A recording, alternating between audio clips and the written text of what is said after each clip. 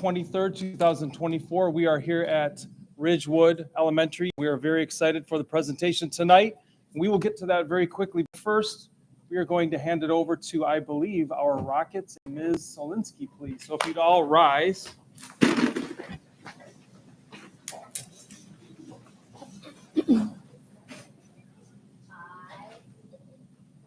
Allegiance to the flag of the United States of America and to the republic for which it stands, one nation, under God, indivisible, with liberty and justice for all. Thank you, students, so much, and welcome everyone. We have a packed house tonight. We're the Board of Education here in Northville. We're joined tonight by your Superintendent of Schools, Dr. R.J. Weber here on my left. Up in front here is the central office leadership team and our ed tech team, the best team in the business, in my opinion. Welcome, everyone. We will get into our business here quickly, but I promise that we'll get to the Ridgewood presentation very quickly here. So if I could turn it over to Ms. Stewart, please, for our roll call. All right, President Wilson. I'm here. Vice President McIntyre. I'm here. Treasurer Campbell-Voitel. Hello. Trustee Mazurek. Here. Trustee Meyer. Here. Trustee Prescott will be here shortly. And Secretary Stewart here. Excellent. Thank you so much for that. That brings us to number 4 on our agenda. As you can see, the adoption of our agenda, and I will hand it over to our Vice President, Ms. McIntyre, please. Okay, I'd like to bring forth motion 95 that the agenda be adopted as presented. Support. All right, so I have a motion to number 5, our consent resolutions. These are items that we have had preparation on in previous meetings or in our board packets, or we've discussed at length in subcommittees or other meetings. For this one, I will hand it over again to our Vice President, Ms. McIntyre. Okay, I'd like to bring forth motion 96 that the board accept the consent agenda items for approval as presented. This includes 5A, minutes of the April 16th, 2024 special call meeting of the Board of Education, 5B, overnight and out of state field trip requests, including 5B1, NHS football camp in Bluffton, Ohio, from July 16th to the 18th, 2024. 5B2, NHS Robotics World Championship in Houston, Texas, from April 17th to the 20th, 2024. 5B3, NHS Unified National Youth Leadership Event in Madison, Wisconsin, from June 25th through the 28th, 2024. 5C, donation to Cook School from Peace and Mitsubishi Electric Automotive America, Inc., totaling $15,708. Support. All right, so I have a motion properly presented again by Ms. McIntyre and supported by Dr. Campbell-Voitel. Any discussion on our consent resolutions? I'll say the minutes look great to me, and I do at least want to say thank you, heartfelt thank you again to Mitsubishi Electric Automotive America. I think this is a long time running that they've been They've been supporting Cook for a lot of years, and it is so nice for a community business to continue to donate. So we really do appreciate that. I just wanted to highlight the Unified National Youth Leadership event in Madison. I reached out to Mr. Boffman to find out more about the context behind it, and I just thought it was really amazing and wonderful. If you don't mind me sharing, I'll just paraphrase a little bit about what he explained to me, that Northville was selected by the Special Olympics of Michigan due to being recognized as a national banner recipient of the Unified Schools and our involvement in Unified Champion Schools through Special Olympics. So therefore, we have 2 students who are going to be going to this conference and representing Northville and the state of Michigan. So I think that's really exciting and really demonstrates what a wonderful unified program we have here in our city. Absolutely, great call out. All right, any other discussion? I was just going to ask, I did not hear how our robotics team did this weekend, and so I was curious, Dr. Webb, if you had heard anything about the robotics team. I have not. I was just in their space today, but I can definitely find out about that. The fact that they made it to Houston is pretty extraordinary. Yeah. All right, excellent. We'll look forward to that. All those in favor? Aye. Aye. Any opposed? All right, our consent resolutions passed. Thank you for that. That brings us to number 6 on our agenda, our communications. Ms. Stewart, please. Okay. We've received multiple emails at our NPSBOE@northvilleschools.org email address. And for all the community that are here, if you ever have any questions or concerns or, praises, maybe, hopefully, you can send that to this npsboe@northvilleschools.org. And those emails get shared with all of the board members. And we are able to read through every single one. So please send anything you need to that email address. And then 6B, we have Wayne Risa board highlights dated April 17th, 2024. Excellent. Thank you so much for that. Any questions or comments on our communications? All right, that brings us to number 7, our feature presentation for the night. Hand it over to someone you all know. Ms. Linsky, please. Okay, if you have a script, come on up to me. You guys have a script. Okay, good evening, everybody. Welcome to Ridgewood. We're so happy to have you. We have a very exciting evening planned for you. I do want to give a shout out to some special guests we have in the audience from the Hillsdale School District. They're here to check out our Leader in Me program. So you are going to see it in action tonight with all of our leaders. So without further ado, I'm going to turn it over to Roslyn. The first thing you will see is something that was brought to us by our restorative practice coach. It is called a fishbowl. After the fishbowl activity, you will visit 2 breakout sessions. One of the breakout sessions is the Wax Museum. The Wax Museum is something our 5th graders look forward to every year. It is our chance to research a famous person and become that famous person. We dress like them and we speak like them. It's really cool. The other breakout session is all about our ESL program at Ridgewood. Did you know that Ridgewood has the highest ESL program of all 6 elementary school buildings in Northville? That is something we are very proud of. Mr. Rojas and several student leaders will tell you all about it. At this time, we'll begin our fishbowl activity. A fishbowl is a circle inside of a circle. The purpose of the fishbowl is to give someone in our community the opportunity to talk about a problem of practice and to allow others the chance to share ideas about how to support the person and solve the problem. Tonight, you will witness a fishbowl that includes students, staff members, elementary principals, and parents. We will also encourage 1 or 2 board members to join the circle as well. Thank you so much. Okay, so if you are one of our fishbowl participants, come on up. We just need a minute or 2. We actually have to put these in circles. We didn't have them in circles right away because of the cameras. So if fishbowl participants, if you could put the inner circle together and then the outer circle together. Wax Museum participants, you're going to hang tight right over there, and we'll get started in about a minute.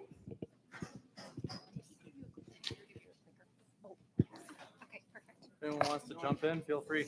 Love to.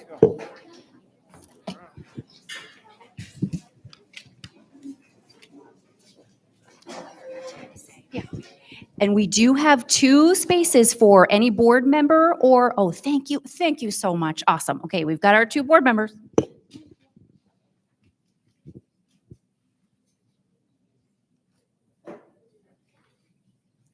Okay, I think we're ready to go. My name is Brianna Latandris. I am one of the learning consultants here at Ridgewood, so I will be helping to facilitate our restorative circle today. I'm going to start off showing you what our learning targets are for today. So this is the purpose behind our restorative circle. We are going to work to describe the steps of using a restorative circle. We are going to identify today's problem, and we are going to develop and use this process to help solve the problem that we are encountering today. So what is a restorative circle? A restorative circle is a place where people come together to talk about a problem, and participants have an opportunity to share some suggestions and offer some advice towards that problem. So that is what you'll get to see today live in action. To start us off with step 1 is where we define the problem. So we have our volunteer teacher here, Mrs. Dode, and she is going to share what our problem we're encountering in the school is right now. So and I'm sorry, she has 5 minutes to identify her problem, share that problem with the people listening, and we're all just being listening ears right now.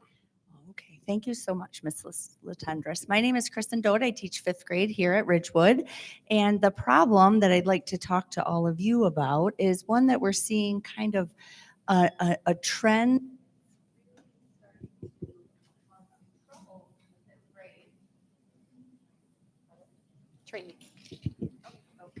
Trade.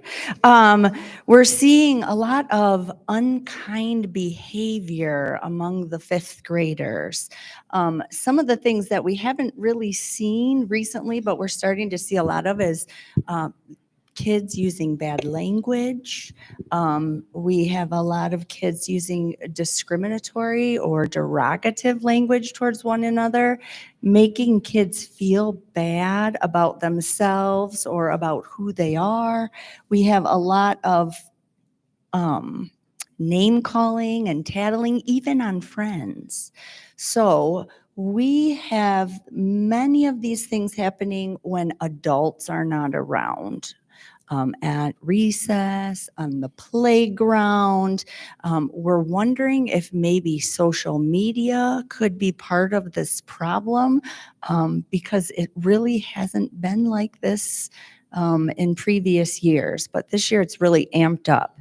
And a few of the things that we've tried this year to help with that problem. We have our social emotional learning meetings in the morning. We have gotten together as a 5th grade team and had meetings with the whole 5th grade. We have conversations with individuals or repeat offenders. Some kids have missed some time at recess. We've called some parents. Some people have had to do a think sheet to think about what they're doing and maybe how they can change their ways to improve their behavior. We have had restorative circles. We have done many, many things to try to help the kids to be more positive and more accepting of one another. And it seems like every day we're putting out a lot of fires. And I've spoken with other 5th grade teachers in the district, and they're kind of seeing this too. So we're just wondering if you can help us to come up with some suggestions to make this problem better so that we can foster a more positive, inclusive learning environment.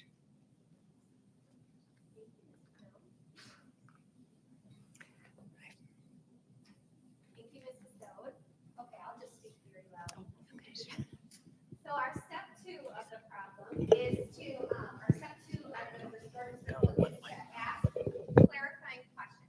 So We'll start a timer where we will have 5 minutes for the inner circle that is surrounding with Mrs. Dodd to ask clarifying questions of her. Maybe they're not sure, some things she's tried.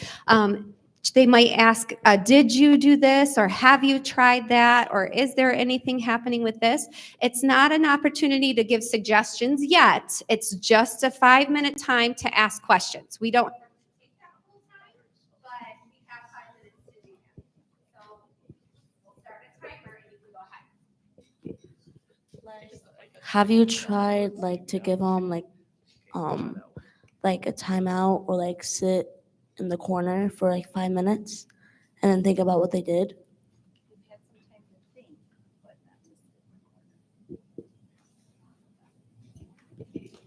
Is it happening pretty much just on recess or in the lunchroom when there's not their typical teacher present?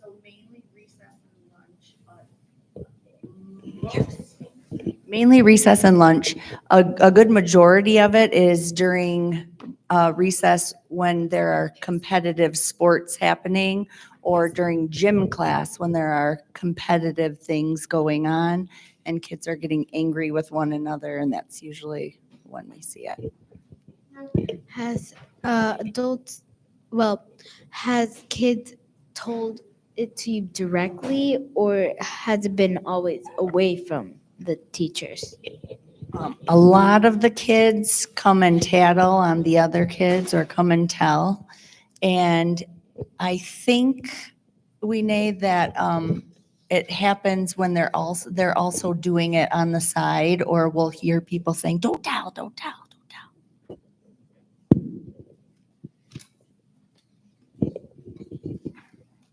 Have you had a chance, I know you talked about circles and meeting with them, have you had a chance to spell out the exact language that's unacceptable? Yes, in our recent circle, we did exactly that. And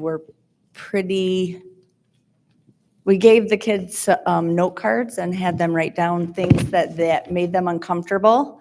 And then we addressed what those things were and if it were appropriate to use those types of words in school.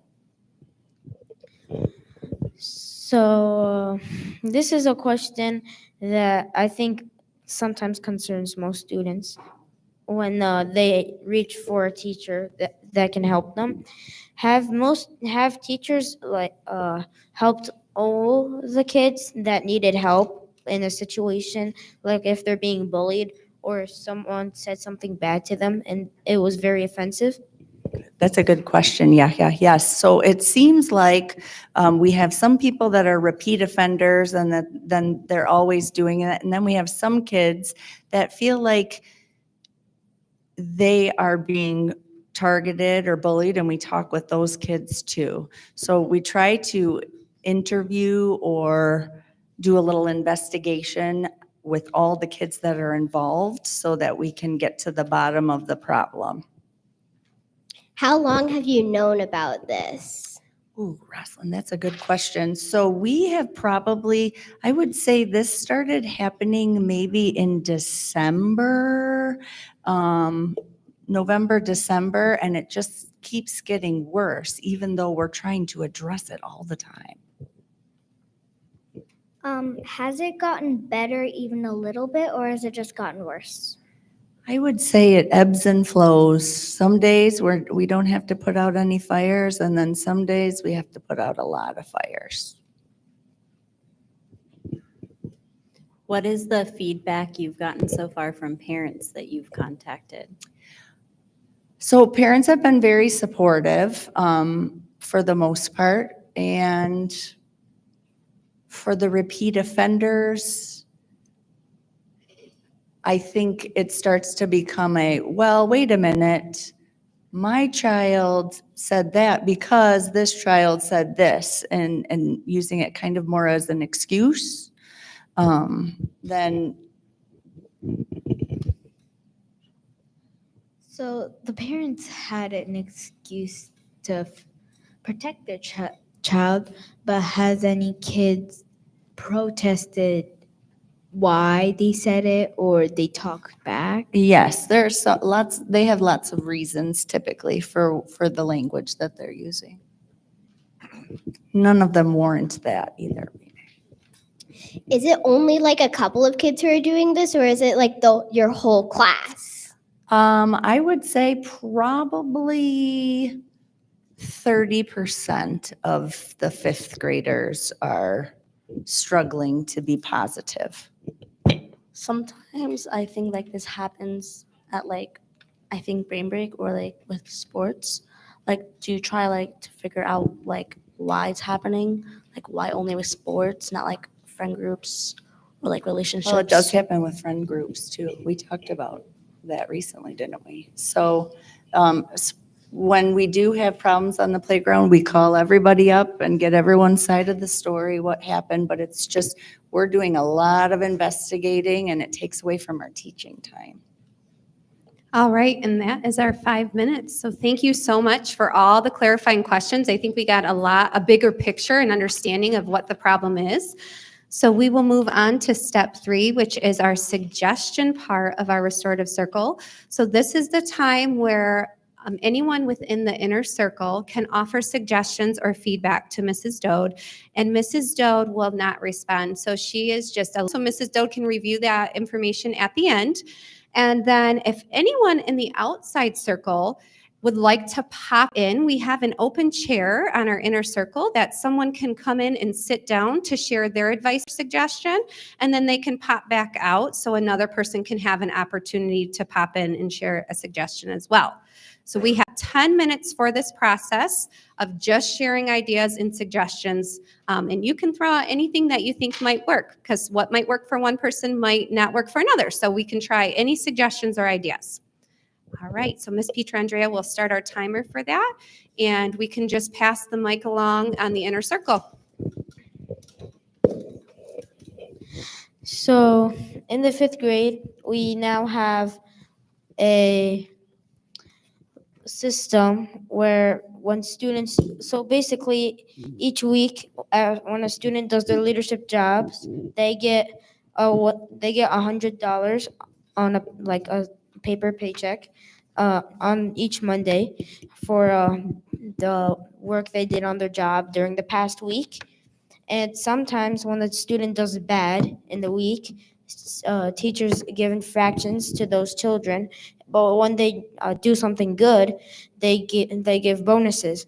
But I've been noticing now most teachers have been announcing bonuses and infractions, and I think that should stop, because I noticed that a student last week had 4 infractions and he didn't know about it through the whole week. And then on the day he found out he got 4 infractions, he turned his behavior around ever since he got those 4 infractions. So I feel like teachers should stop announcing that a student's going to get in trouble or they got something good, because that should just be for that person, and they should know when the time is right for them to know. Maybe you should try what 4th grade does and like passes out like tickets and kind of makes government come to life. Like if a student is using bad language, you could try like give them like a wallet with fake money in it or something, or like green paper. And every time they do something, it's like a ticket. Like say you did bad language, it's kind of like a speeding ticket. Like maybe you could try, well, you've probably tried this, but maybe you could try just over and over telling that person until like finally they realize. Maybe you should talk to them in private, like if they're doing something that's not good or talking bad about someone, you should talk to them in private and say, why are you doing this? You should stop, and like tell them reasons until they understand to stop it.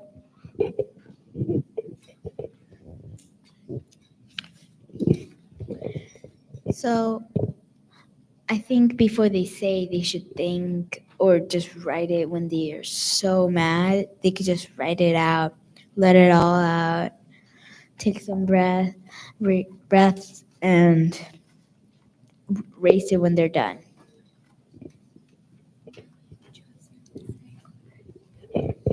So another suggestion I think about is that sometimes most kids get really angry like very fast, and sometimes they need breaks where they're away from people. And sometimes when they're in the classroom, it's hard for them to get their own personal space because everyone's just swarming around the classroom, because either they're trying to get their things, they're trying to grab a snack or a planner out of their backpack. But I feel like teachers should have this pass where they can just walk out in the hallway for a bit, and they can think about why they're angry and calm down while they're in their own personal space. So I think this happens because someone starts the argument and then it goes on. So I think they should think about what they're gonna say, and if it's bad, they should not say it, or if it's good, they should say it. Like if you're gonna, so let's say if you're gonna brag, like then you can think about it, and like you think, no, you don't need to say this thing.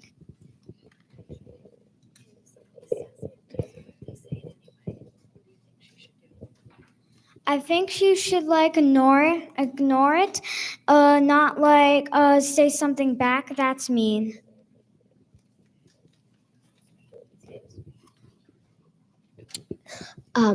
I think that you should like once a day, like take a 5-minute pause and think about what you did through the day and think about if you should apologize to the person you have wronged. Like just a 5-minute period, maybe like after lunch and recess to kind of calm down of your feelings.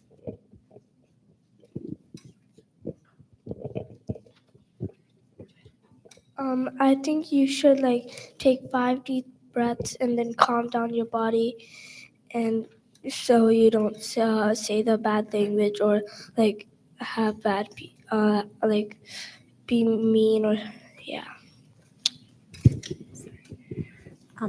Another suggestion might be to have students brainstorm other words that they could use in place of. Maybe it's something you've tried, but something to think about. I think that like if you're mad, you can tell someone to get away and then let it go, and then they can play back to each other. Maybe like the bike contracts that we have students sign, where if they want to ride their bike to school, they have to have their parents sign off on it. Maybe something similar with playing competitive sports on the playground, that you agree to follow by certain sportsmanship rules, and if you don't, you won't be allowed to play competitive sports anymore. Maybe you should like in the middle of like a session, or like if they're doing their work, let's just say you're in social studies, you're doing your work and someone like you hear screaming or bad language, you should like turn on like a calmness, like calm music, and like start meditating, like the whole class meditating time, something like that. Maybe you should get them at recess if they saying a bad word to talk to the other person who like did something bad to the other person. The person who feels sad should talk about how they're feeling.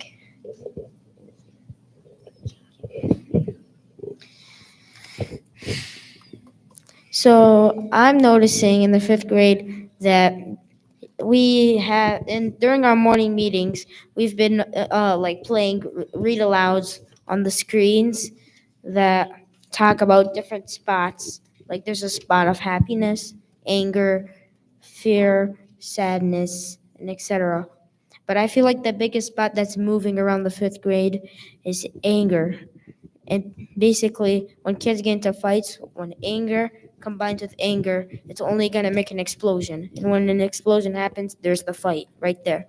And if someone gets injured, something bad can happen. Like someone might have to pay for this, for the medical rent or whatever. But I feel like that we should start noticing the spots we have inside our body, and to start looking forward to having a happiness spot, a cheerful like feeling inside our bodies, rather than having an anger spot swirling around inside you, just ready to come out and hurt someone. You should try calm down corner because you should try calm down corner. Our class has a camp calm.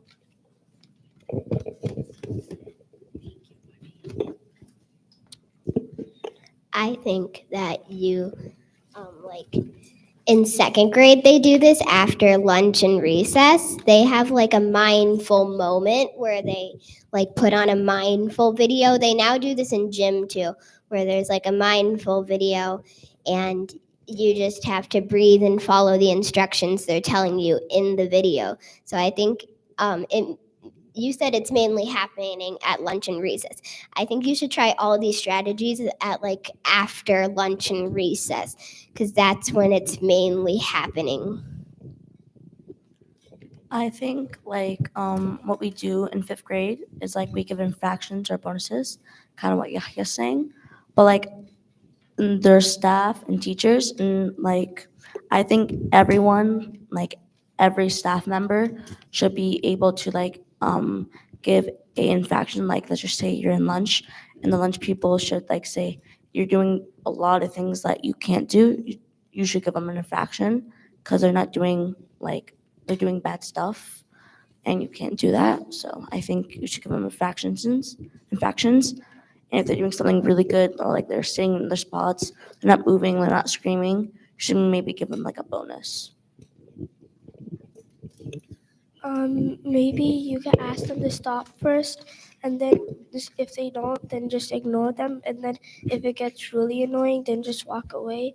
And if they follow you, then you could just tell the teacher. So to add on what I said before I passed it on, basically that anger spot, when you combine that, you get an explosion, and then you think about how did that explosion happen. Then you think about how you lit that dynamite, and then you think about what is created to make the dynamite. It's basically taking a look at people. Basically, so one person says something bad at another, and then they get into a fight. But so then teachers, I think they should look into what caused the fight and how the fight was created and why the fight is even there. They should remember their class as a family. Yeah.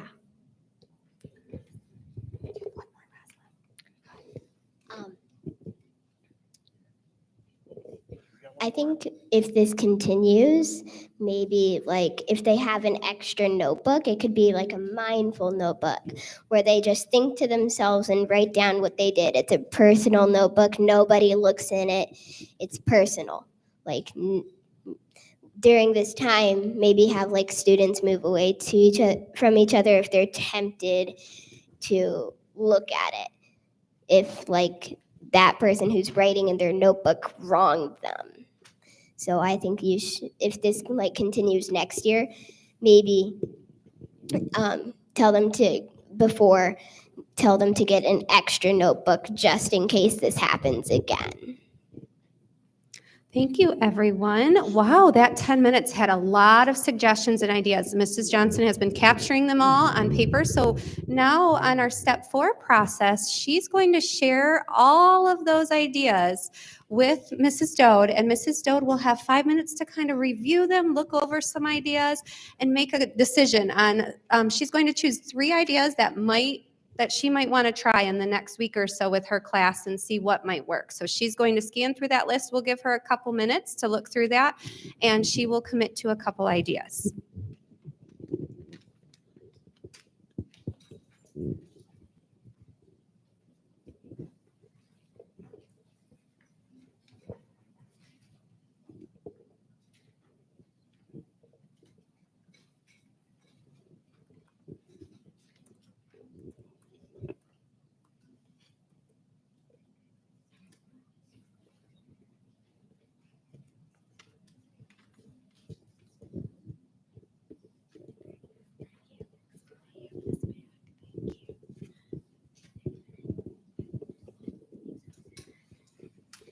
Okay, I think I'm ready, Mrs. Latendress. So there were a lot of really good ideas. Thank you so much for all of your help.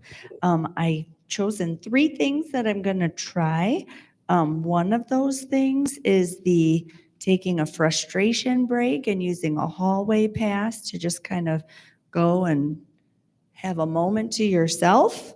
I'd also like to go forward with the playground contract, so that when this is happening on the playground, if it happens, then they've signed a contract and they'll need to maybe sit out for a while until they have done better with their kindness. And then I am definitely going to remind them that their class is their family and you don't want to hurt your family's feelings.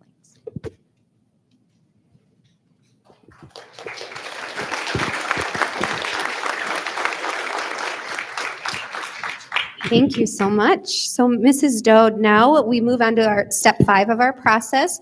So this is where we just want to know if there's anything we as your team and as your support system surrounding you can do to support you in these endeavors. If there's anything you need from us to help with that process? Thank you. I think just maybe some check-ins to see how we're doing and to also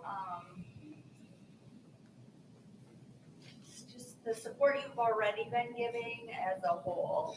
Everyone in the building is very supportive, and I think that if we start doing our infractions and bonuses among all of the teachers, even just walking down the hall, that would be something that we could try and probably. Thank you.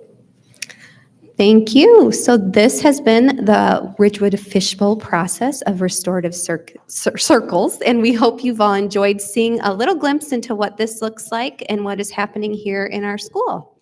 So thank you very much.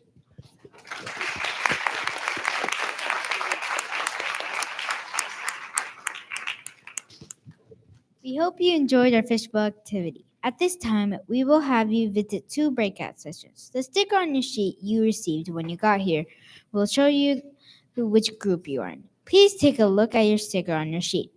If you have a baseball sticker, please join the leaders holding the baseball sign.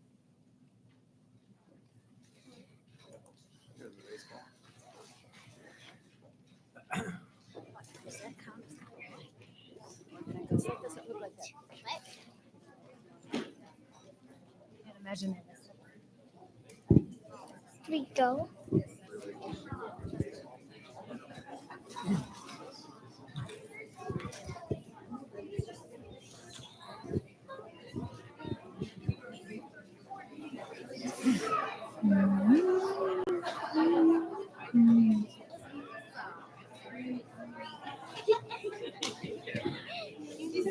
So Miss Zielinski,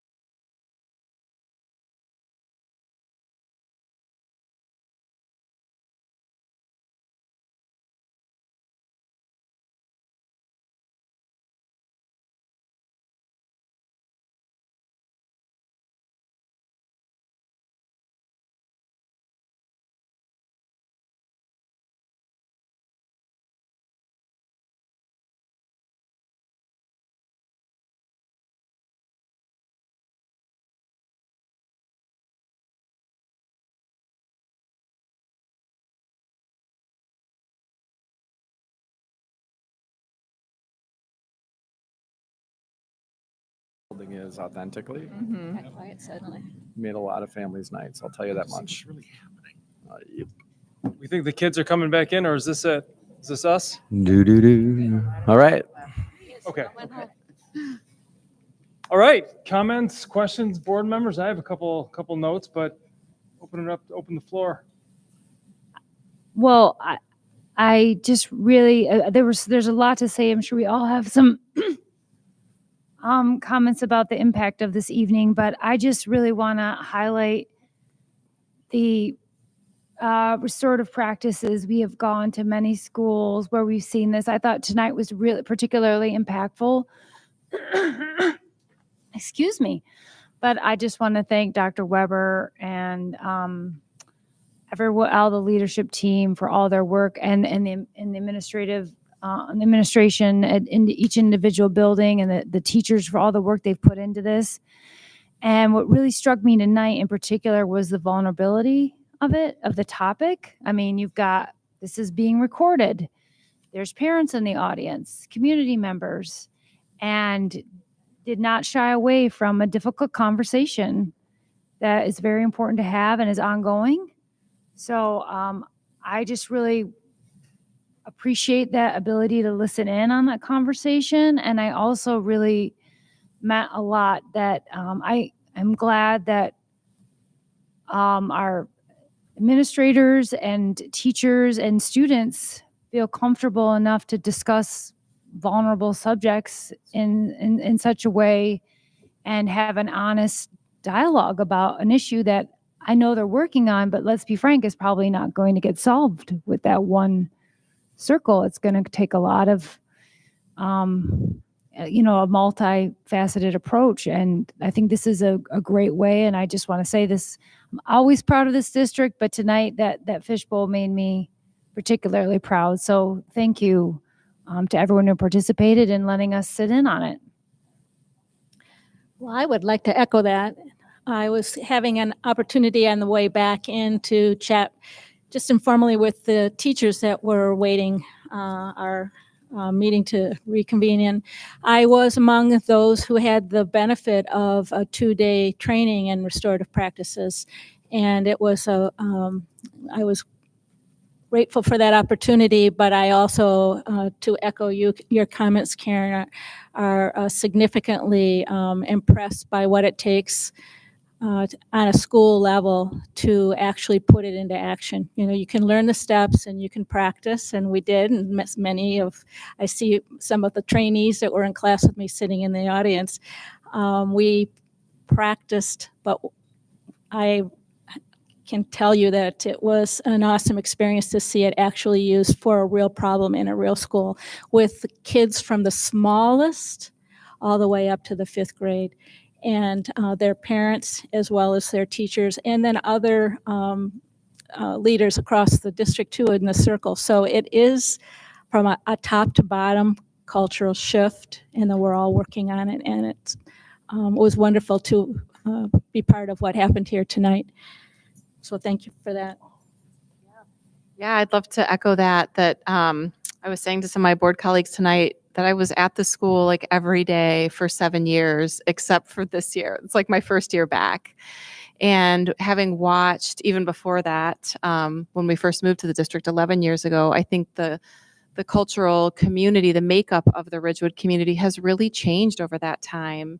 So I really appreciate Beth's leadership, Ms. Solinsky's leadership, and really being brave to say, we're going to bring it to the board meeting tonight. That we know that there have been rumblings. I even remember last year when my child was a 5th grader that there were some tensions, right, they were developing, and we were starting to hear, some of the, I don't know, I heard someone say like the angry spots inside that kids were struggling with, that it was spilling over into behavior and words. And it sounds like it's just continued to grow as each, set of kids kind of moves up to that 5th grade year. I think it was beautiful to bring in the younger kids too, because as we start to help them set expectations for themselves as to how they can have these brave conversations, they're also participating in these brave conversations with older peers. And I hope that drives a message home that they want to be protective of their group of classmates and how they behave with each other. So I think that was also really powerful and brilliant. And I'm glad to see you guys doing that work. That it's challenging. It takes a lot of time, and yet we know we can't be effective educators if we're not dealing with the angry spots that kids feel inside, because it does spill over into academics. So I think it's important to highlight too. I really appreciated Mr. Rojas' presentation as well. That I think, what's the percentage? 37% of Ridgewood students come from a family where a language other than English is being spoken in the home. That is very different than what it looked like at Ridgewood 11 years ago. And I think there's impact there too, that there's just a lot of things that kids are navigating. So I really appreciate that opportunity to see that glimpse into the multilingual language learning, that obviously the terminology is also changing. So it shows us how we're growing as a community and adjusting to the need. So I'll make a couple of comments. Yeah, I won't go a lot into the circles because a lot of people have talked about it, but I think what I appreciated the most, and I think what the board appreciates the most, is the vulnerability piece, right? When we come to a school, I mean, it's easy to talk about something fluffy, right? But I think where we as a board, we learn the most is when you bring those vulnerable issues to the table, right? We're not a punishing board, and we're not looking to, just see the good stuff. We can only get better if we bring those less flavorful things to the top, right? And then we can have conversations about how to do it. So I just wanted to appreciate the vulnerability aspect and not being afraid to bring it here. And I want to go out of my way to comment that and reward you for that having that gumption to do it, because it's really appreciated. I want to talk about the Wax Museum and ESL. So it took me a while to figure out that the wax figures were actually the students, right? And I love the fact that they learned so much and they were able to repeat it. But it's a pressure situation when you have, this poor kid was talking about Kobe Bryant, and me and the superintendent are standing in front of him. What's it like to be that age and having a board member, a superintendent staring in front of you? They're like going, oh my God, I don't want to get this wrong, right? So I appreciate their ability to go do that. And I love their speeches, but what I loved the most was the ability to ask some questions afterwards, like, okay, so what did you personally get out of this? What did you learn from learning about this person? Or what do you find in common? And I was talking to a boy who was talking about Milton Hershey. And he talked about how Milton Hershey didn't succeed the first time. He had a bunch of failures, right? And he said he wanted to be successful and that, failure was part of the learning process. And I thought, oh my God, if I could capture that comment about failure is not bad, failure is actually a key step in the learning process, and get that to communicate to everyone. So I wanted to compliment the kids, not only their ability to spew facts and memorize it, but to do it in a pressure situation, but then be able to, get something personally out of it. And the last thing, ESL, and you hit it, right? 37% is kind of amazing. And I kind of forget about that about ourselves. We are really a destination district, right? But we think we're a destination district for, quote, the English speaking, successful people who just want to bring their kids to be the best. But that's exactly the reason why we have so many ESL learners, right? Or multi-language learners to remember.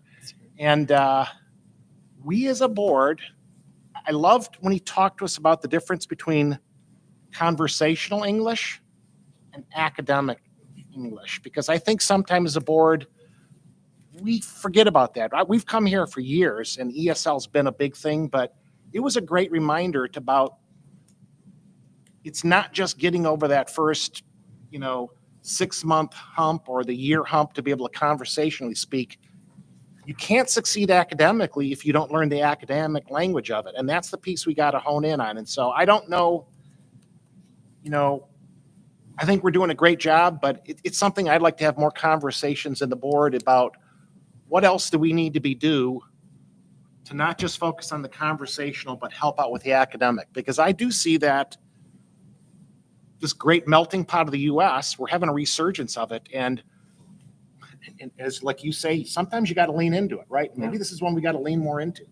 So Completely. thank you. It was a great learning session for me. And I think we took a lot out of it that we as a board can discuss more. So thank you very much. Yeah, I actually wrote down the conversational language versus academic language also. In my young post-college life, I was in the Peace Corps, and I lived in a foreign country for 2 years and had to navigate a different language. And I would say I was definitely in that conversational language where I could function. But if I had to go beyond the vocabulary that I was comfortable with, it got really challenging. And so I think it is so, I loved looking around the classroom and seeing, the goals, the academic language goals. I think that's going to be really valuable, and being able to, have a student who has, maybe graduate isn't quite the right word, but to move through the tiers of support, and to be able, as you go up a grade, to recognize that, hey, we need a little bit more support now that the academic language is evolving. So that was really amazing to see. And then really quickly going back to the restorative practice training, I think what I'm looking forward to in the district as our next step is being able to train more parents and families so that, maybe when we have these issues come up, we can not just focus with the students, which obviously is important, but then have parents come in and know the common language of that training, and be able to have those vulnerable conversations as parents too. Yeah, great comments. Just a few to add from my perspective. First of all, thank you so much for the welcome and the great energy. I mean, look at this room, the flags. It's just a great environment to be in. So thank you so much for that.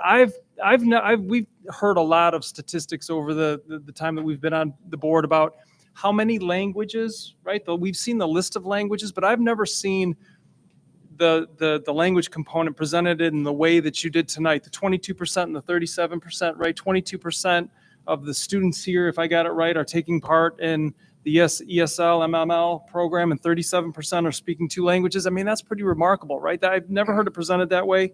And I thought that really sort of drives it home, as opposed to just a list of all these languages that we kind of hear. It's just, that was really impactful on me. Some of the kids in the ESL presentation, I thought this was remarkable, and hats off to them for doing this. I mean, they're 3rd and 2nd graders, or maybe 4th graders, but some of them have only been here for 2 to 3, 4 months, as I recall them saying, some 2 years.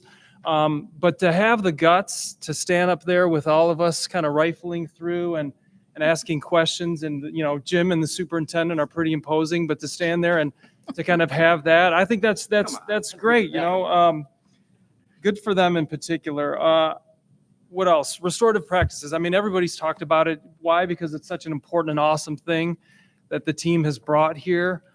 We hear so many things at the board level about programs and things we approve, and a lot of times we don't see them after that, right? Some of these programs we'll get to see a snippet of a presentation if we're lucky later, in our term or down the road. But we've seen restorative practices and community building talked about and done in front of us, I don't know, at almost every meeting that we've been to lately. And I just think that's so important, and that's awesome. And the way, the vulnerability and the tackling real problems, and not being afraid to talk about them out loud and with a group of people. I just think there's something really remarkable.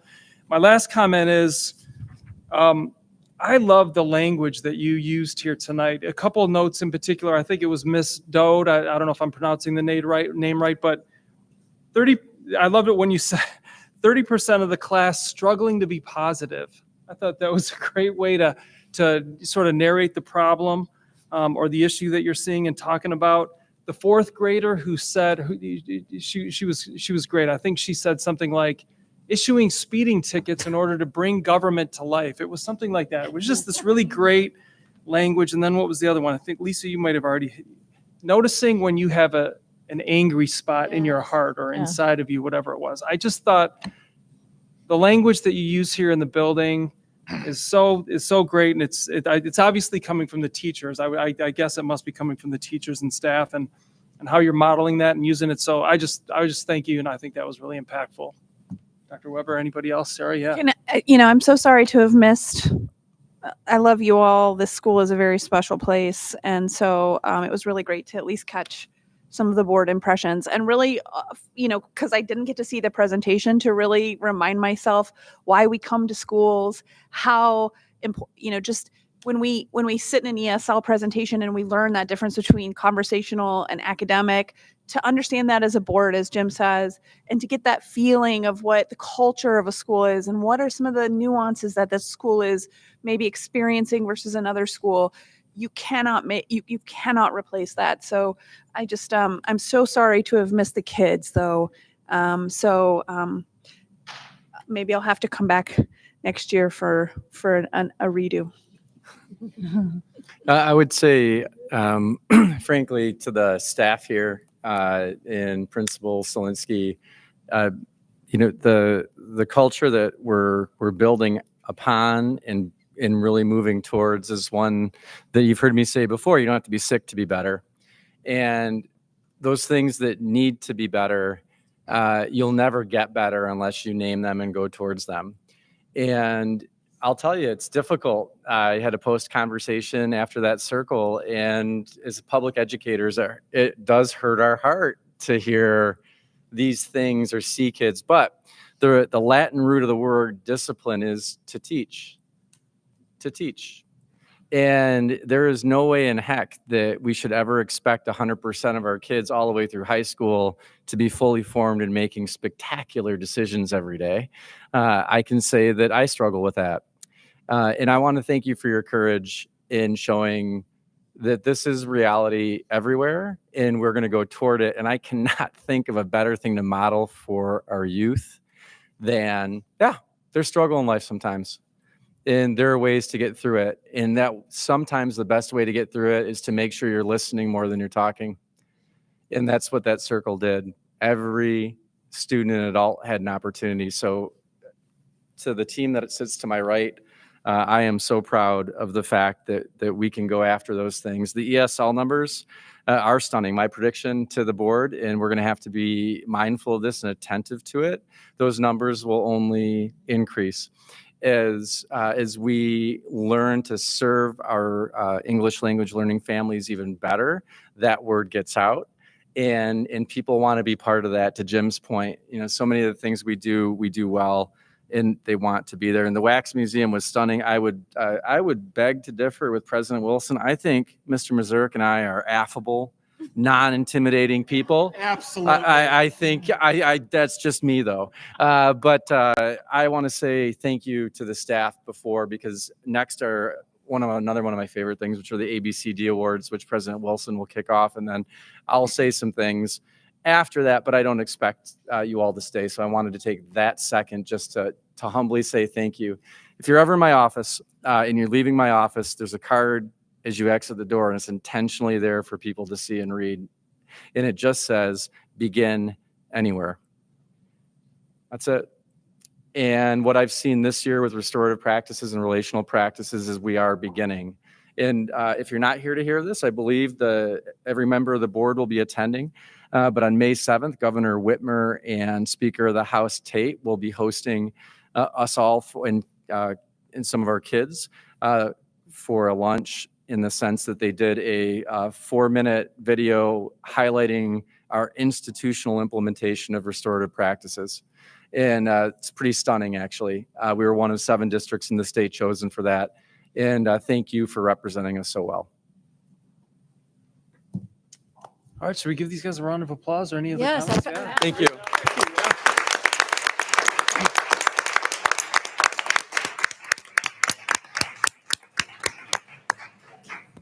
All right, so moving right along here, as Dr. Weber said, to our Above and Beyond the Call of Duty Awards. I actually don't think I'm kicking this off. Who is kicking? I'm kicking off the first one. Yes. Karen, yeah, take it All away. right. So I have the privilege of reading about Miss Alice Janke. She's a third grade teacher here, and she was nominated by 2 parents. The first one said that she is one of the kindest and most compassionate teachers that their child has ever had at Ridgewood. On a daily basis, she goes above and beyond to make sure her student feels welcome and cared for. She integrates the students and their interests in everything she does. She makes sure every one of them is recognized and celebrated. She's dedicated to her students' success, not only in academics, but in growing as better people. And the second family said, my child was feeling upset after missing 2 weeks of school. The teacher got a welcome back helium balloon and a chocolate to cheer the student up. They were very happy afterwards. She is an excellent teacher who encourages healthy food. I guess not an example of that one chocolate though. But that was a good excuse. That's allowed. And teaches to prioritize activities. And I like her teaching methods and have seen excellent improvement in my child's learning from her. So thank you, Ms. Janke, for going above and beyond the call of duty.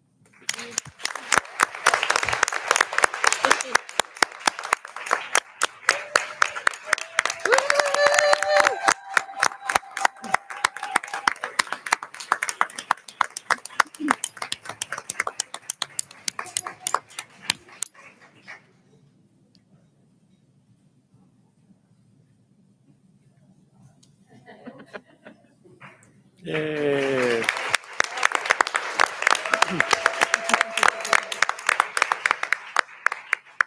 All right. I have the second opportunity to recognize Brooke Harris. Brooke was recommended for this award by 2 colleagues and 2 parents. And so addressing the parents' comments, basically they're in the area of helping students find strength to meet challenges. First parent said, our daughter had a tough start last year with her transition into kindergarten. It made us beyond worried and scared for her in first grade. Whether it was her personality, her sweet voice, or the way she gets down on each child's level, our daughter has transitioned back to school in first grade seamlessly. We no longer go to bed worried about how drop off in school will be. And our daughter comes home each day full of things to share from her day at school. And I think I can relate, all parents can relate to the worry that we have for our kids. The second parent had addressed Ms. Harris's effort to show support, dedication, and inclusion for her child during the month of Ramadan. My child fasted for the first time in this holiday of Ramadan. And throughout the month of Ramadan, Ms. Harris showed her support and encouragement on a daily basis. And at the end of Ramadan, the day before Eid, Ms. Harris created a little gift for Jasmine, showing her support and writing her the most heartfelt message. So those are 2 parents that have nominated. We also have 2 colleagues who really addressed her efforts to mentor and role model new faculty. So first colleague said, Brooke is currently mentoring 2 of us at Ridgewood, and I am one of them. And she always works so hard to make sure we're on track and doing well. She checks in constantly and never slacks in all of her other obligations on top of mentoring us here at Ridgewood. And the second colleague says, I'm nominating Brooke Harris because of her willingness to assist me and answer any questions that I have. And her help has been invaluable. Brooke is a role model to both her students and us, her colleagues. I admire her dedication and passion for teaching, and it motivates me to strive to reach the same level in my own teaching in my class. So those 4 individuals salute you, Brooke, and we want to recognize you with this award for ABCD.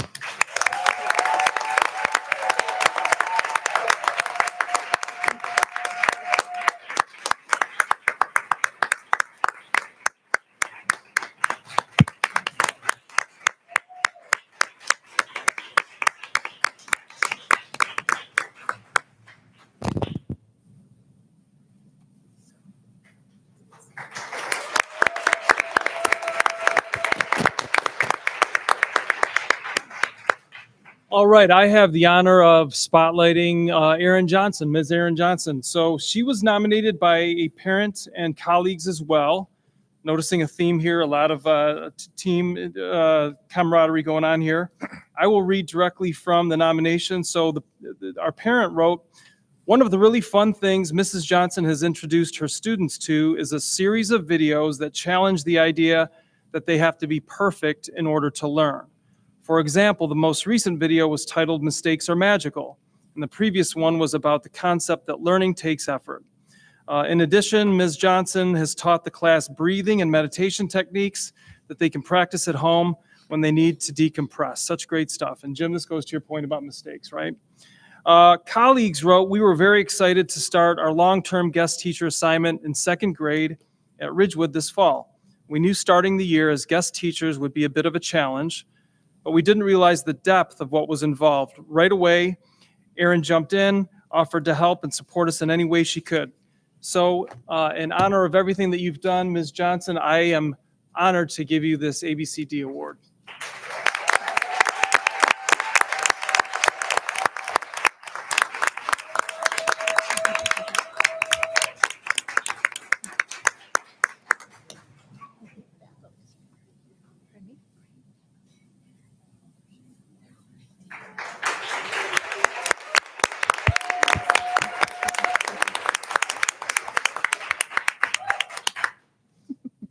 All right, I'm up next. I get to present the award for Juanita Loving, who's in food service here at Ridgewood. She's been nominated by a colleague who says, introducing free breakfast and lunch has meant a huge increase in the number of students requesting food. Juanita has worked so hard to ensure that breakfasts get delivered on time, accurately, and effectively. We have had to improvise on many occasions and pivot on delivery of both lunch and breakfast. And she has done all of that with grace and a big smile. We are very happy to have her here at Ridgewood. Is Miss Loving here tonight? Yes. Awesome. I think her husband's here.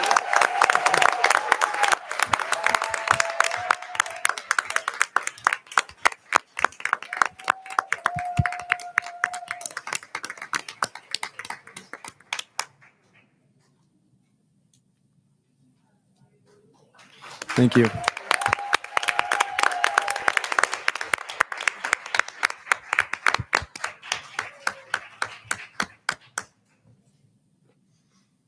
Okay, I'm glad to go next.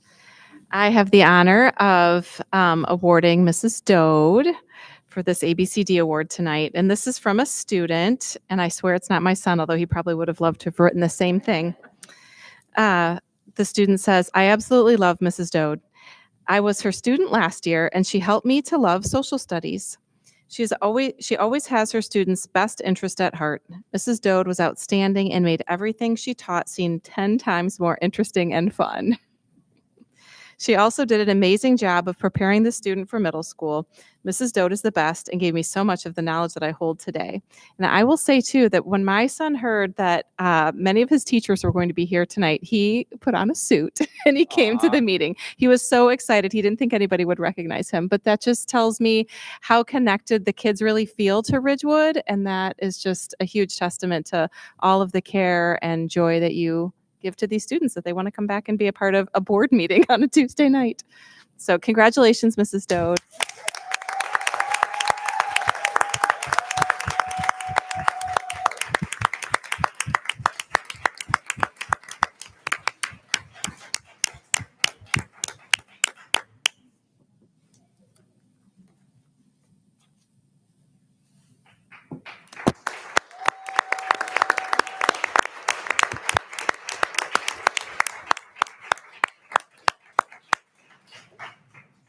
So I'm going to wrap this one up.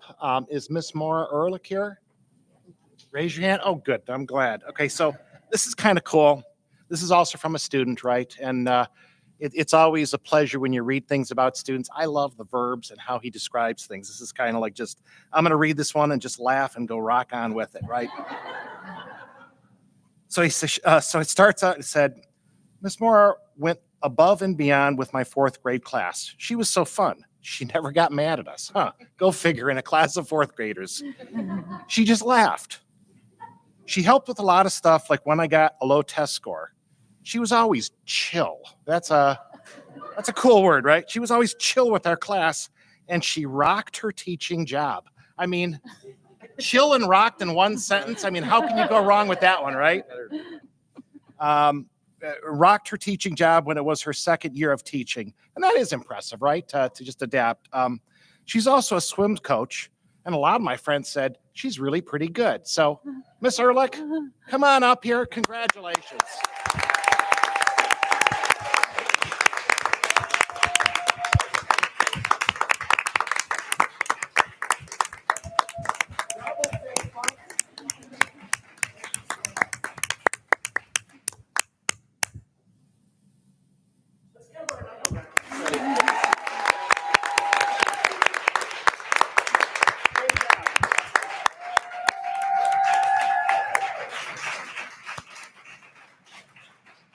That was awesome. Love it. Right on. Excellent. Congratulations to all of our winners and nominees. And thank you to the folks who made those nominations. It's really appreciated. All right. That brings us to, are we right to 8B here? Staff recognition? Appreciation? Yeah. Yes, Presenting. that's as part of the superintendent's report. I'm happy to take that. So staff appreciation recognition coming up, having been at many PTSA meetings and hearing about what they're planning for our teaching staff is amazing. And National Educator Appreciation Week is May 6th through the 10th. National School Nurse Day is May 8th, 2020. Yeah, there it is. And then Administrative Professionals Day is tomorrow. And I'll just take a second here. Megan Irving is an absolute gift to this district. Tomorrow, well, that is that day. You are truly a colleague to me. And what a lot of people don't know is you also serve the 7 members of the board as well, that you're in there. There is no way in heck I could do what I am privileged to do on a daily basis without your counsel, your guidance, your brutal honesty at times, which helps me, and the feedback that you give me. So thank you so much to you, Megan. And I know that many other folks will be recognized tomorrow, but I wanted to take the privilege I have to say thank you. There is no way I could do what I do on the daily without you for a lot of different reasons. And thank you.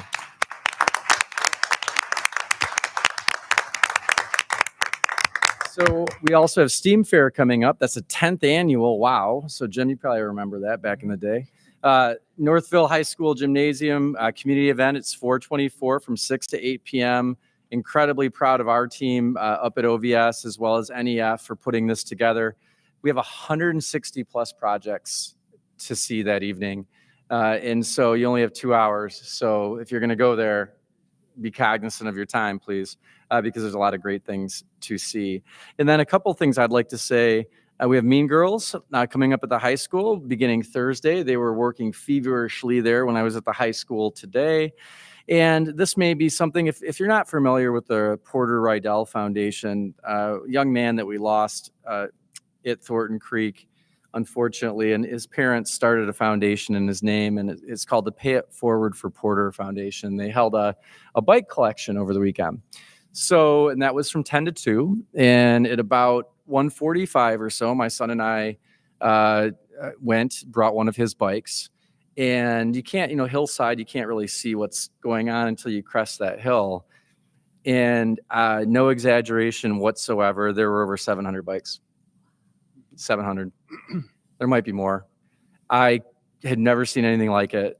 I brought tears to my eye about the generosity of this community. 80% of the bikes were basically clean them up, put some lube on the chain and go.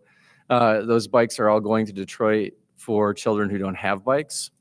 The parents were like, we brought a trailer. They had to rent 5 U-Haul trucks to bring those to their house. And then a local company stepped up and I believe transported the bikes today to Detroit. So it's one of the beautiful things that we might not be able to see.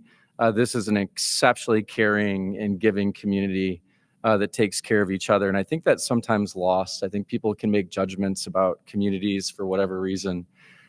genuinely never seen anything like it.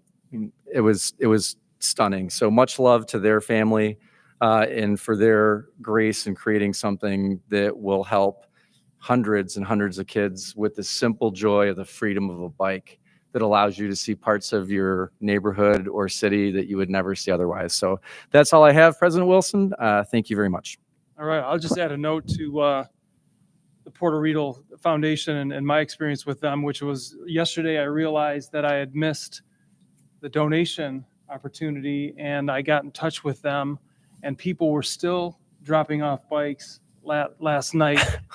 As I was dropping off a bike, I pulled up, and the family actually came out to greet me. They were greeting everyone. And a truck, it was FedEx or UPS, somebody was actually donating a brand new bike in a box. So the community really came out for this one, and it was really cool to see. And it looked like 800 bikes out in their yard. Somebody, when I was texting, said, you're not going to miss the house. And yeah, it was very hard to miss, even for me. So yeah, just a note there. What a great foundation and a great cause. And yeah, thank you for that. So should we take a motion, however, on 8B, staff appreciation, recommended motion? Yeah, I was thinking it would be ironic if we were recognizing Megan and then we messed up the motion numbers. Who wants to present She it? wouldn't let us do that. I'm happy to. Thank you so much. It's motion 97. And I would move from the bottom of my heart to recognize the special days for the following. A, our administrative professionals on Wednesday, the 24th. B, National Teacher and Staff Appreciation Week, May 6th through the 10th. And C, the National School Nurse Day on May 8th, as presented. Support. All right, well, there was a ton of support there. I know. Can we just write down that we all support it? Right. Break the rules a little. Megan needs someone's name. I'm going to go with Miss Stewart. I feel like that's the first one I heard. Oh, there you go. You didn't even, wow. Okay, now I'm really, Do it. who down there? I Ms. think Meyer, Karen jumped maybe? in. I think I heard more. I heard us all speak. I don't know I who did hear didn't. everybody. It We're feels all like. humble. All right, Ms. Meyer, you're in. So I have a motion properly presented by Ms. Prescott and supported by Ms. Meyer. All those in favor? Aye. Any opposed? All right, the motion passes wholeheartedly. Thank you from the board.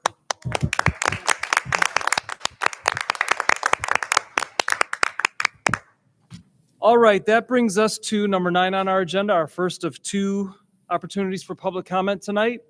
I don't have any green cards here before me. Going once, going twice.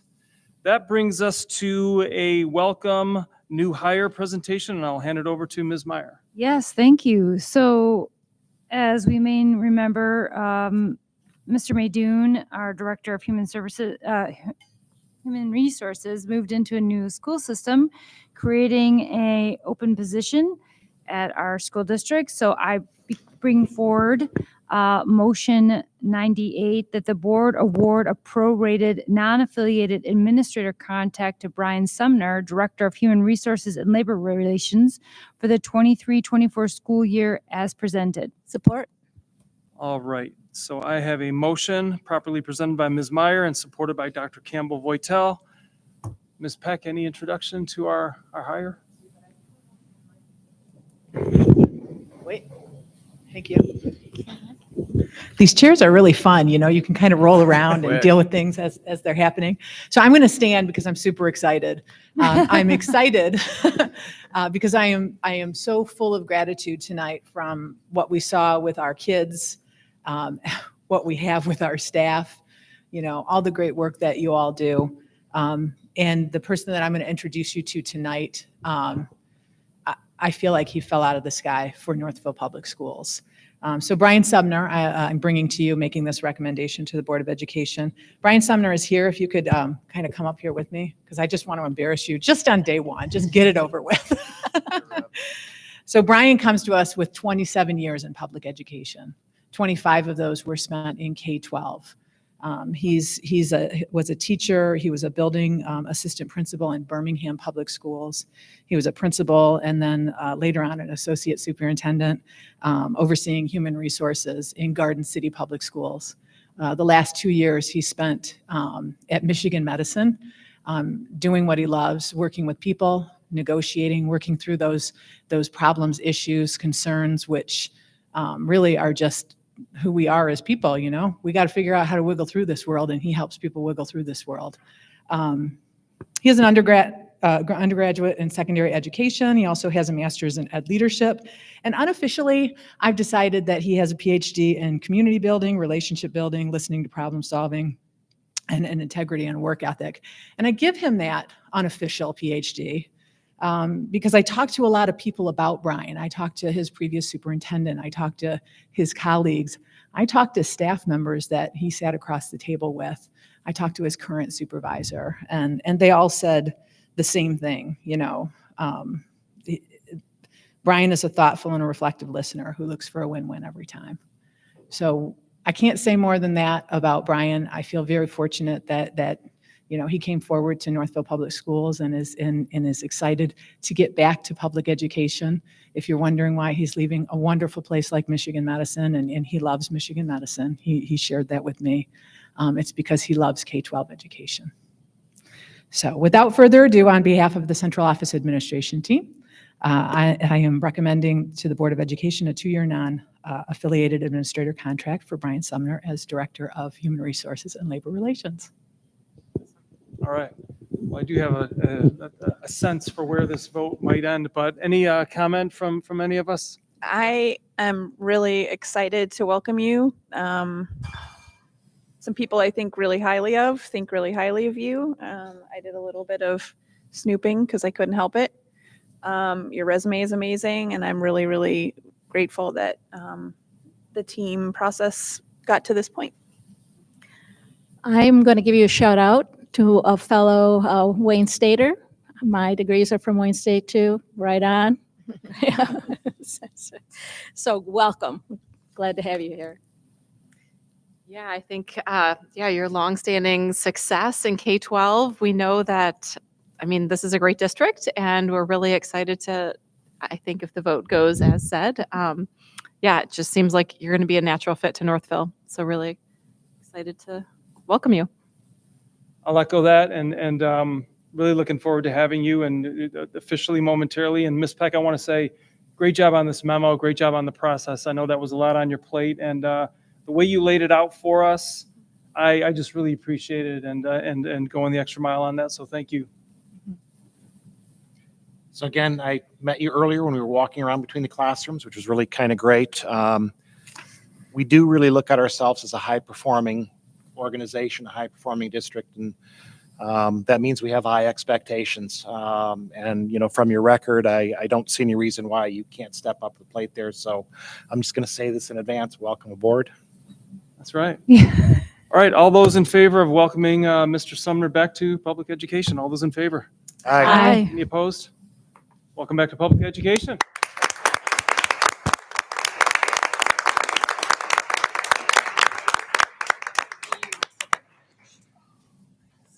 All right.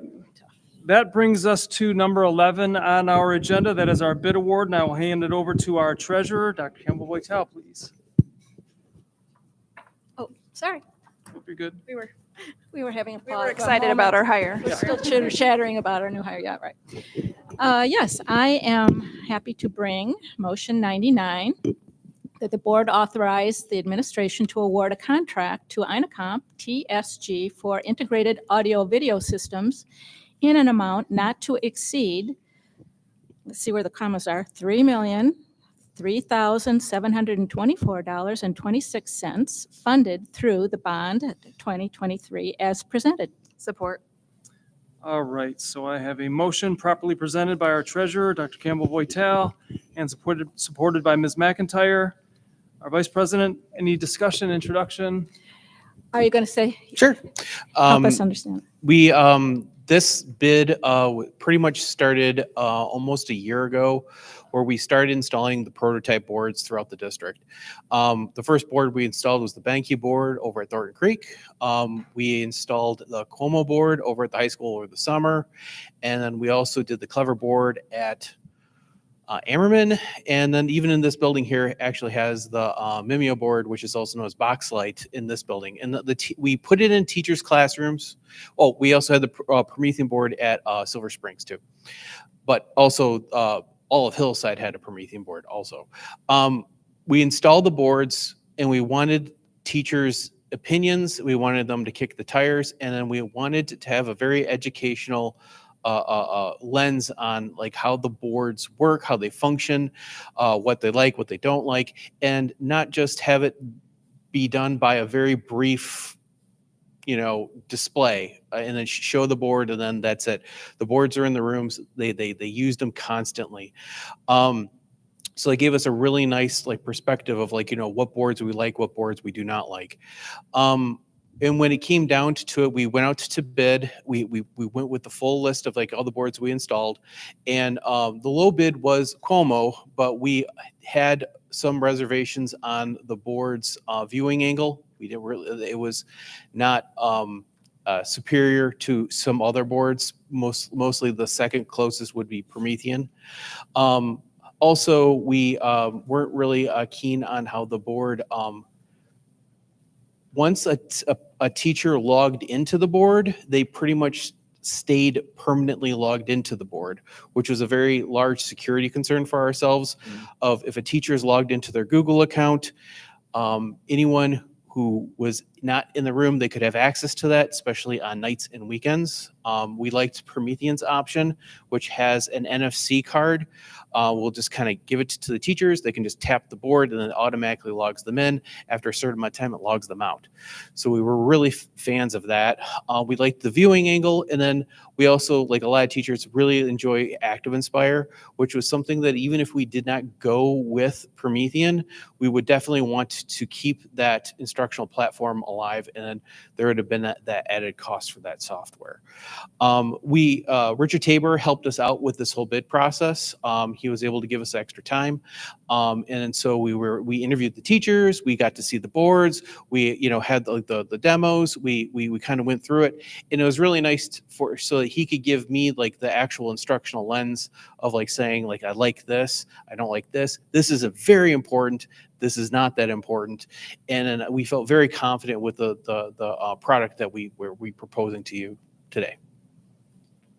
I'll just say we did actually review this in finance subcommittee, and I actually made this comment. I'm like, it's a 60-page RFQ. I mean, the amount of detail that was specified in here was, I'll admit, I couldn't read all 60 pages and understand it all, but we went through kind of the high levels about why we were asking for certain things and what the important factors were. So it was very, very detailed. It took a long time to actually put that RFP together about what we were really looking for in that. So again, a lot of effort and a lot of detail. And not only did we get the numbers, but we got to experiment, and the teachers got to use the different pieces. And the biggest thing at the end of the day, it doesn't matter what we spend, that the teachers have to be able to learn it. They have to be able to use it and adapt quickly to it. And that's, I guess, one of the most successful pieces about this is teachers really bought in and said they could adapt and move into it fairly quickly. And so that's almost more important than anything else. I agree. I actually made a note. Thank you for clarifying that. Just to ask if part of this package is going to have any teacher training once Yes. they're. I figured. Yes. We're going to be rolling out. This is not going to happen all in the summer. So I talked with the principals. We're going to do the elementaries first, which is a lot more buildings. And so we're going to have professional development kind of go to each of the buildings.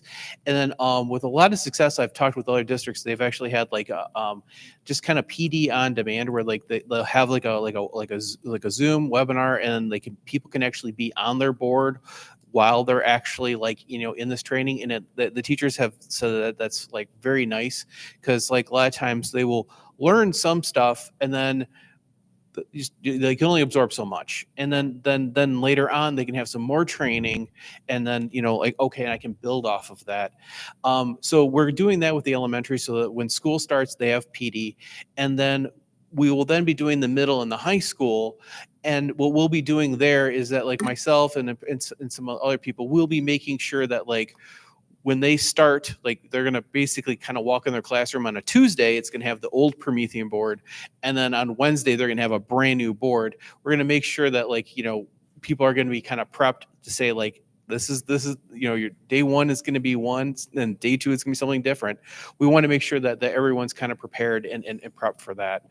So we want to keep that. It's easier to have those things isolated in the larger buildings so that we don't have to be, you know, be running around with the different areas.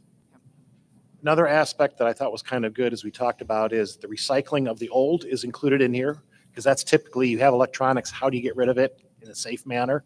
But that's included as part of the bid. And the other piece was, not all of our existing Promethean boards are lousy, right? There are some that clearly are at the edge of their useful life, but there are some that are still in some really good shape. And so we're going to be able to take some of the existing higher quality or better quality Prometheans and reuse them in the district and other places, and we'll have some spare parts included in it so we can actually make them last a little bit longer. Mm-hmm. And like I said, recycling's part of the bid, so we don't have to worry about getting rid of all this stuff. Mm-hmm. Yeah, all the boards that are at Hillside will go to Cook in Old Village, so they can use those boards. But we wanted to make sure that it was one type of board of the same type, so that there was not a disparity between Hillside and Meads Mill. It was the same type of board, which was great because, like, then we can get rid of like the older boards that are at Cook and Old Village. I just want to say kudos, like the process, what the public doesn't see is, I mean, we have this technology advisor who helps like sort of cost estimation or I don't know what, post bid engineering where they go through all this. To hear that you've been working on this for a year, to hear that you've involved the teachers in it, and you know that's been a feedback loop of investigation. To hear and to know that our finance subcommittee has gone through these questions in detail and seen the RFP and seen the 6 different vendors who gave competitive bids. I mean, it's just incredibly sort of confidence inspiring to see the process that you all have gone through and what care you're. You know, this is a large number. It's $3 million, but you know, obviously a lot of hands have touched this and a lot of analysis gone into it. The clarity of the presentation to the board so that the public can be confident in that and the transparency is to be commended. Thank you. Thank you for that, sir. I'm just going to own up to a learning curve of my own on the subcommittee, and that is oftentimes when we're bidding out equipment or services, you know, we always try to be very thoughtful about the amount of money that, you know, we're spending and the kind of choices that we make. And we're always looking at what is the investment, what is the value for the investment. And it isn't always the lowest bid. It is what is offering us the greatest value. And so I want to just say thank you for your guidance and walking us through that, because the value was determined by the teachers across the district using and giving you specific feedback on the operational. And by security. Yes, and security too. Other factors. Right. Yeah, this is the teacher's day-to-day, like piece of equipment. Like this is their workhorse. We wanted to make sure that when we were going forward with this, that this was tried, true, and tested, and we wanted to make sure that it was we weren't leaving any stone unturned, because we're going to be using these boards for probably a decade. It's going to be like a long haul with these, and we wanted to make sure that we were confident with our decision. Right. It is a little sad to say goodbye to the Promethean boards. I mean, they sort of, it's been a few years since my kids have been in elementary school, but the way they talked about them, there were this sort of mythical, magical technology that existed that I certainly never had anything like. So it's sort of sad to see them go, I guess. So my super important question is, what are we going to call these? Will they have a very cool sounding name? Or are they going to be the whiteboards? They're just probably, people are just going to call them the Promethean boards because it's the same brand. Yeah. All right. I guess there's some legacy. Kleenex or Xerox. Yeah. Crayons. 2.0. Right. Officially, it's called an interactive whiteboard. Interactive whiteboard. All right. That doesn't sound. No. Promethean, it just sounds more fancy. I know. The God. All right. Without voting on whether the name sticks, all those in favor? Aye. Any opposed? All right, so congratulations on that, and thank you, Andrew and team. That brings us to number 12. Megan, Irving, do we have any added agenda items? All right, anybody else? All right, that brings us to our second of 2 opportunities for public comment. Going once, going twice. Questions, comments from board members? Do we have any? Just like to remind, we have the State of the Community Friday. Yep, in Livonia, 11:30.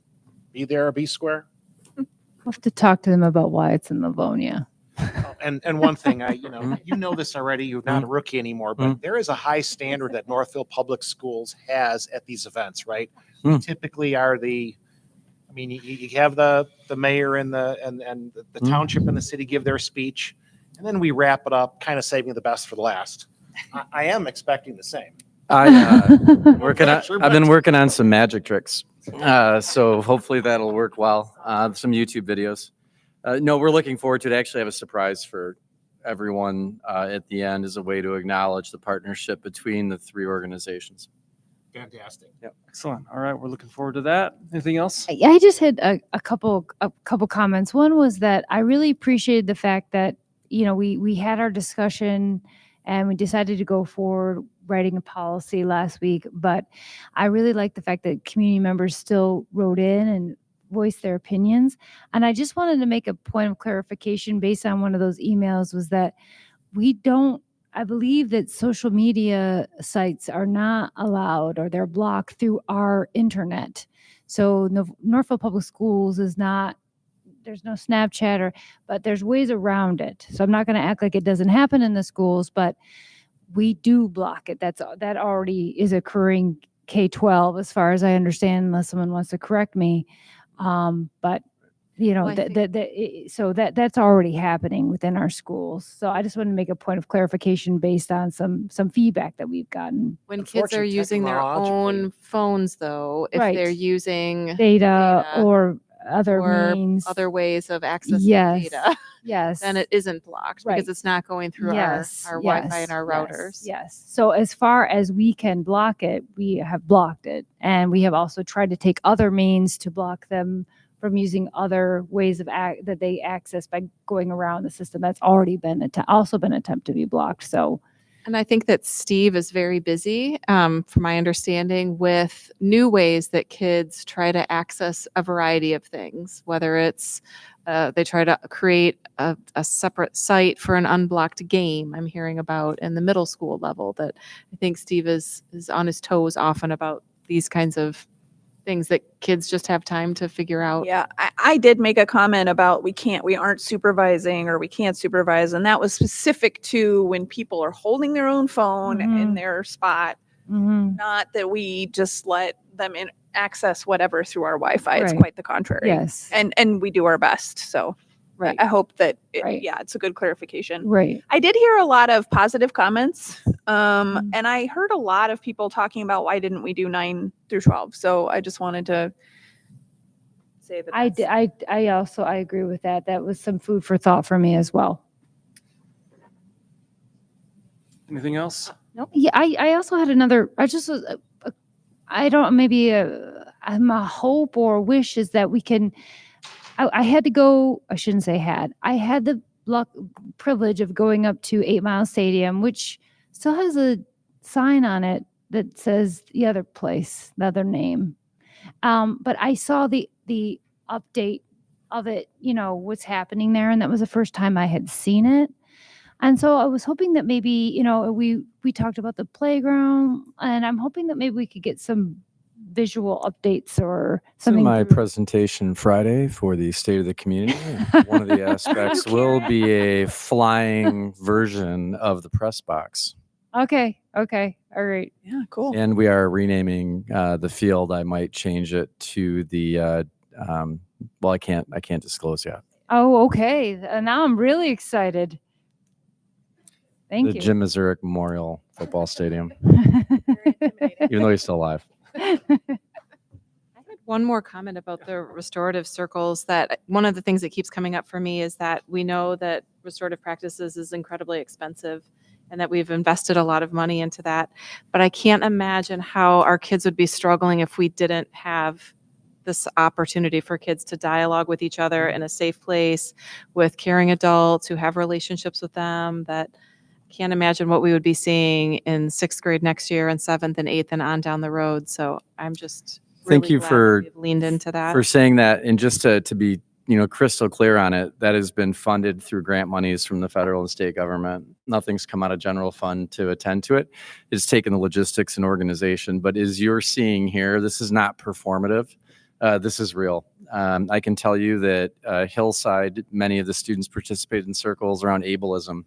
A former student of ours with special needs who actually left the school a number of years ago due to feeling unwelcome. And they actually, he wrote something, and students at Hillside interacted with that. In this very building is the principal said every fifth grader did. I'd mentioned at Meads Mill. Again, so the aspect, we are using this, and this is just the first year of it, the community involvement. I look and I see 2 people who participated in this crowd in that 2-day training. There are board members who have. I think the areas of looking at kids actually learning more about this as well is another opportunity area. But I appreciate you acknowledging that. But I think as well in this time of we see our districts around us who are struggling, to be very mindful that our spend on that did not come from general fund monies. For sure. Thank you for clarifying that. I didn't mean to suggest that it wasn't. Well, I didn't think you were, but you opened the door perfectly because I've heard that in the past week or so, and it gave me a public forum to note that. Yeah, grant-funded programming, right? It's huge support to our community. All right, great way to end the night. I'll call us adjourned at 8:51. Thank you. Thank you to the Ridgewood team. Awesome stuff. Where are we? So we beat Catholic Central.